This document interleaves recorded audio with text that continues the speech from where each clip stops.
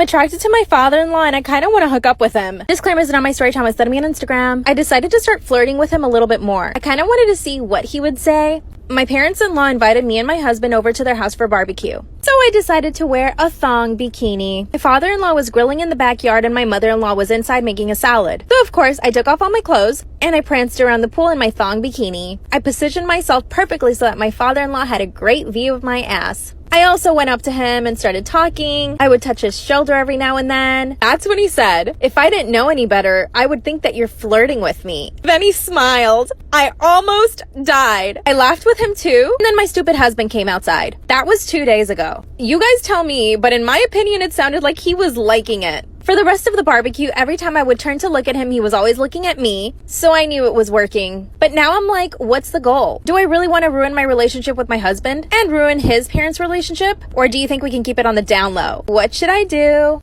I'm attracted to my father-in-law and I kind of want to hook up with him. Disclaimer, this is not my story time. It's sending me on Instagram. My husband and I met a little over a year ago. We actually met on vacation and we happened to live in the same city, so we decided to go on a date when we got back. 2 months later, we got engaged. My family was completely against it though. My parents thought it was way too quick for us to get married. But here's the thing, I'm 32 and I was desperate at that point for somebody to just ask me to marry them. And looking back, that was completely wrong of me. My parents were so against it that when they met my husband, who was my boyfriend at the time, they told him that we should just date a little bit longer before we even decided to get engaged. But of course, eventually we made the decision on our own and my parents just had to deal with it. By the time we had gotten engaged, I had only met his mom. His dad traveled a lot for work, so he was pretty much never home. So here's a little backstory on my husband. He was born in the same city I was, and his parents had him when they were 14 and 15. They were incredibly young. So his parents were more like his friends. They had so much fun and hung out together. It was always a really good time. We decided to have an engagement party, and that's when I met his dad. And it was infatuation at first sight. Part 2 is up.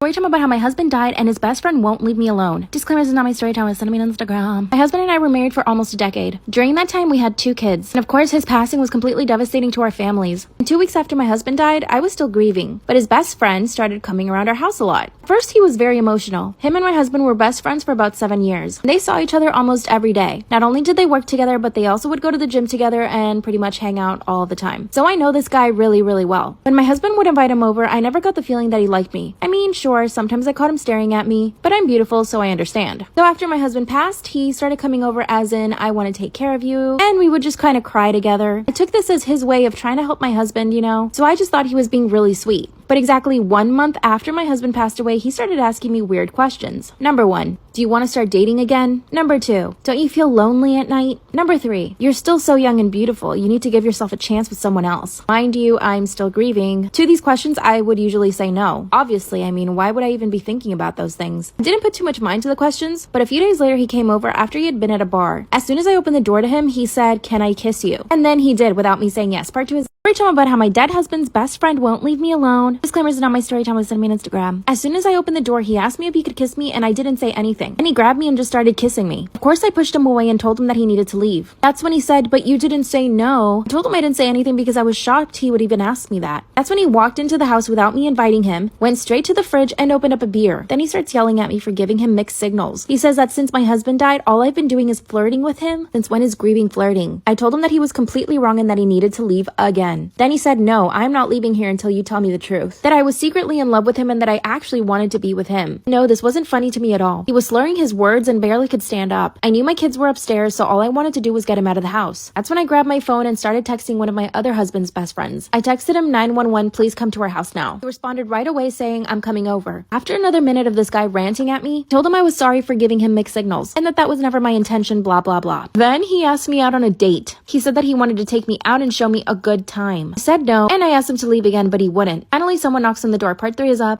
Time about how my dead husband's best friend won't leave me alone. Disclaimer, is not my story time. It's sending me on Instagram. That's when he asked me out on a date and started walking closer to me. Finally, someone knocked on the door, and it was my other husband's friend who I texted to come help me. I ran over to the door quickly and I opened it. That's when my husband's best friend, who was drunk in my house asking me out on a date, forcing me to kiss him, tells the other guy that he needs to leave. So I asked the other friend if he could just take this guy home. He said, "Yeah, of course." And he told him, "You're drunk. I'm gonna take you home now." They left together without incident, and I was really relieved. But after that, I knew to watch my back now. So here's what what happened. He started texting me every now and then asking me if I wanted to go to dinner, and I would not even respond to him. And after that, he started showing up to different places I was at. For example, I go to Pilates classes 5 times a week. This place is near my house, and one day he just showed up trying to take a class. As soon as I saw him, I told the instructor and they kicked him out. That's when he came back and said that he did nothing wrong and that he deserved to be in the class too. He even paid the year up front, so they had no choice but to let him in. Instead, I left. Then he followed me outside to the parking lot and told me that I needed to relax. Said it's not like I'm following you, which he clearly was. I got in my car and left. That very same night, he sent me a message apologizing for acting crazy. Then he told me that all he wanted was just to be close to me and the kids. By the way, my kids really do love him. They ask about him all the time since he stopped coming over, and I don't even know what to tell them. After a few weeks of him not acting crazy, he asked me if he could come over and I said yes. Decided to invite all my husband's friends and we had a nice dinner. But again, this guy asked me out. I said no, but my best friend thinks I should give him a shot. He's good looking and rich. What do you guys think? Brother-in-law keeps trying to hook up with me. Should I tell my husband? My husband is a very, very jealous man. He can't stand it when I get hit on or even stared at. The few times that I've gotten hit on in front of him, he actually started a fight with the guy. So I basically live in fear of anybody hitting on me in front of him. He's also very jealous with our friends. I have a really big group of friends and a lot of them are males. He's outright told our male friends to not touch me or ever even hug me or kiss me when they see me. By the way, a lot of these guys are already married and in relationships. So the fact that my husband does that is just ridiculous. It's obviously humiliating to me. The only person my husband is not jealous of is his own brother. And at first I thought this was a good thing. His brother offered to move in with us while we were renovating our house. My husband and him basically work all day on the house. I get to work from home, so I'm usually in my own office. A few weeks ago, my brother-in-law started coming into my office. First, he would just talk to me, and then it turned into flirting. Then he started insinuating how good looking I was, how lucky my husband is. Part 2 is up.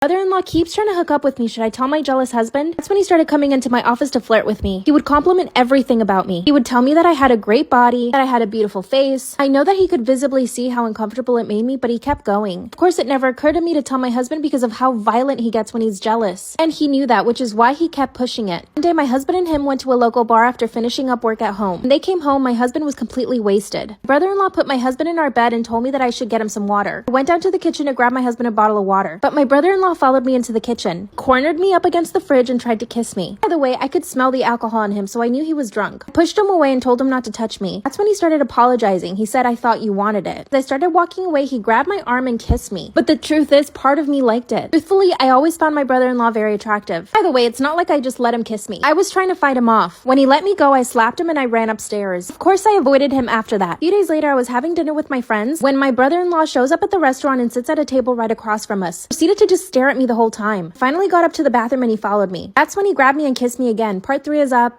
My best friend always projects her insecurities onto me. Should I break up with her? My best friend and I have known each other for exactly 2 years. We met in college and hit it off right away. We're both Latinas and we come from really big families. I have 2 other sisters and we get along really well. We always hype each other up and have each other's backs. A few months after I started my friendship with my best friend, let's call her Lucia. Lucia started showing some really toxic qualities. Sometimes I think I'm just reading too much into it or overreacting. So you let me know. First of all, she would start talking bad about my sisters in front of me. She would make comments like, "Wow, your sister's gained weight," or "Wow, your sister has cellulite." When she first did this, I would just defend my sisters, but then I realized that that just made her want to keep talking more trash. So if she ever said anything about my sisters, I wouldn't say anything. At the time our friendship started, I had a really big crush on this guy. He and I went to the same gym and I never had the courage to speak to him, not until my sister convinced me to. I finally spoke to him at the gym and we actually hit it off. We would work out together every now and then and he finally asked me out on a date. The day of our date, my best friend came over to my house, and while I was getting ready, she started saying really weird things. At first, she told me that I should wash my hair because it looked oily. I told her my hair was freshly washed. When I looked at myself in the mirror, I could see her reflection and she just rolled her eyes at me. This is when things started clicking. Part 2 is up.